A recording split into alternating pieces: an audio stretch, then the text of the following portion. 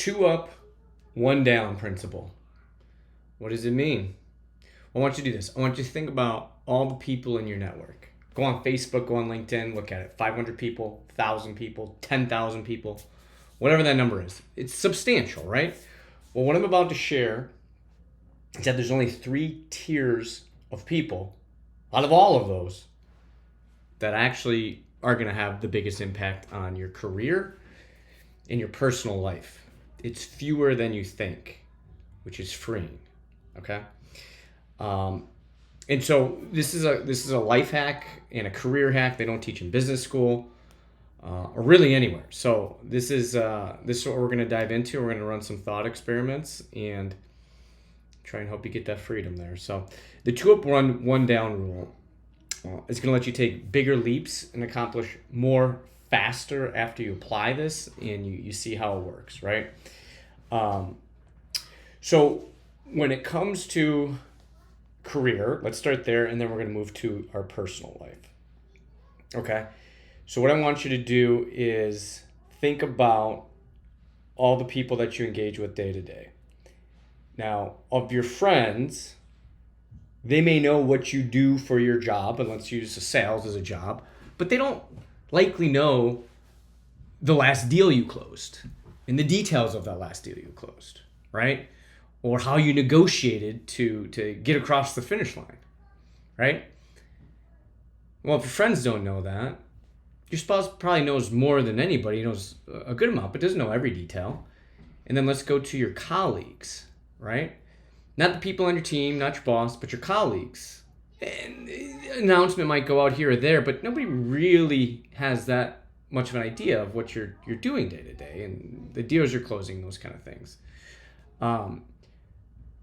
There's 3 groups of people within your company that likely do know, and that is 2 up, 1 down. It depends on where you are. It could be 1 up, 2 down. But here's how it works. Is likely your boss knows what's going on, and then your boss's boss, and I've worked in large companies, and above that, people know who you are and what's going on, but they don't know any of the details. So keep your boss happy, keep your boss's boss happy, and life's good. And if you have employees, keep them happy or keep your customers happy, right? That's the sphere of influence. Do the networking, do all that stuff. It's great. It's a smaller group that you actually need to actually knows what's going on and that you need to make an impact to, which is freeing because focus on those relationships and you're good. The other side of the coin is your relationships in life, okay?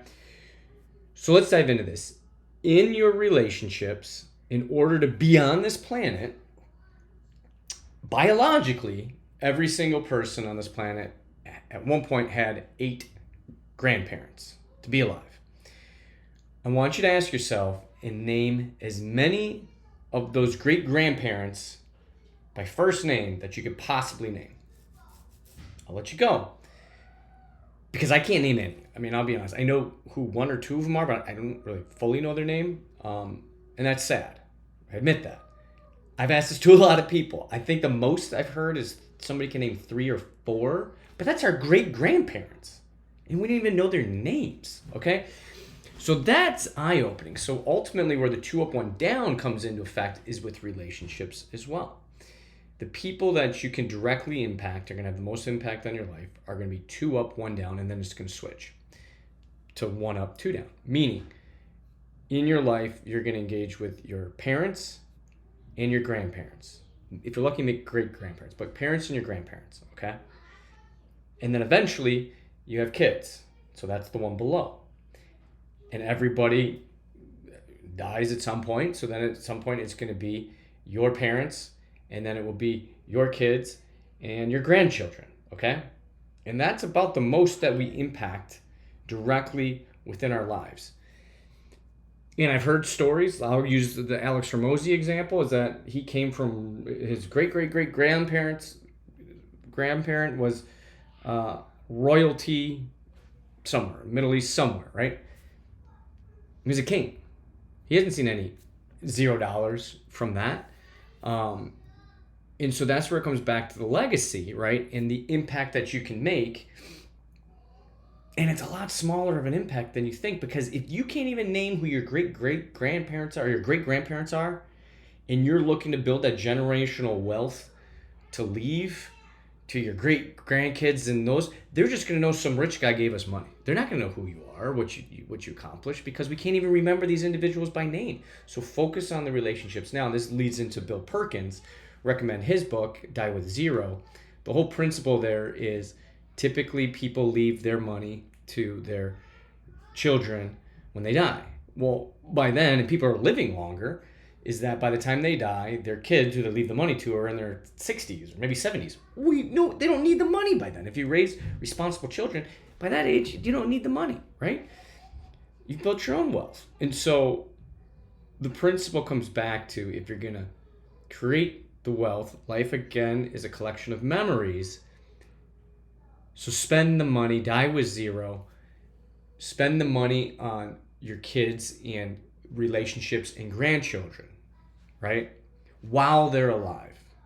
Make sure that you can survive, you can do whatever you need, right? But while they're alive, go on vacations, take them places, do fun things, create memories, because that will have staying power. The money is not going to have staying power. It'll get spent, it'll be forgotten.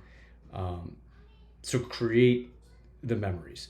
The reason I bring this up, it comes back to freedom, which I'm big focus on, is when you realize that you only need to really focus on building a relationship with your boss and your boss's boss and your employees, or if you've got multiple levels of employees, your boss and then those levels below. That's the area that's going to have the biggest impact on your life and your success. Of course, network, get to know people. That's important in life, but those are the relationships that are going to have the really move the needle. And so what I also did is created a ring of relationships, okay? And this comes to taking big actions, being willing to fail, and not caring as much about what people think. Because on the outer circle, you have strangers. Well, you don't know them, so why do you care what they think, right? The next one is acquaintances. These are people you've met here or there. Maybe you recognize their face if you're out and about. They don't know much about you. You don't know much about them. So what they think about you shouldn't have a huge impact on your decision-making process either, right?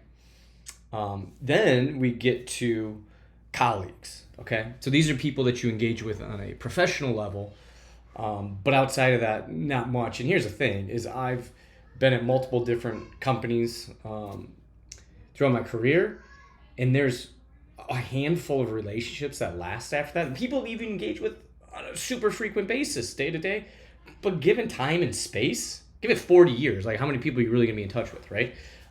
In any sphere of your life, it's not going to be a ton, right? And that's just naturally how things work. Then it comes to friends, and then I created a list of like the truly loyal friends, like no matter what. And here's the thing, is with that group of individuals, it doesn't matter if I'm crazy successful or I'm not. They just like me for who I am anyway. So what I accomplish or don't accomplish doesn't even matter to the people that I care about the most, right? Like what they think about the most. And then you get to your family. And there is make decisions so that you can provide, but they're going to love, they should love and support you no matter what. So it's almost, when you break this down, it should make you feel more free, right? It's just like, hey, focus on 2 relationships up, 1 relationship down. Same thing in your family. You don't have to think about this crazy generational wealth stuff. Like, create the memories, give back. And I think that's freeing, because a lot of the times it will hold us back from taking actions, making those big leaps, is what people think. But if you really just focus on, hey, how is my family, my kids, my parents, like, they're going to love you no matter what. So you can take as much action as you want and go out there and make sure you can provide for your family.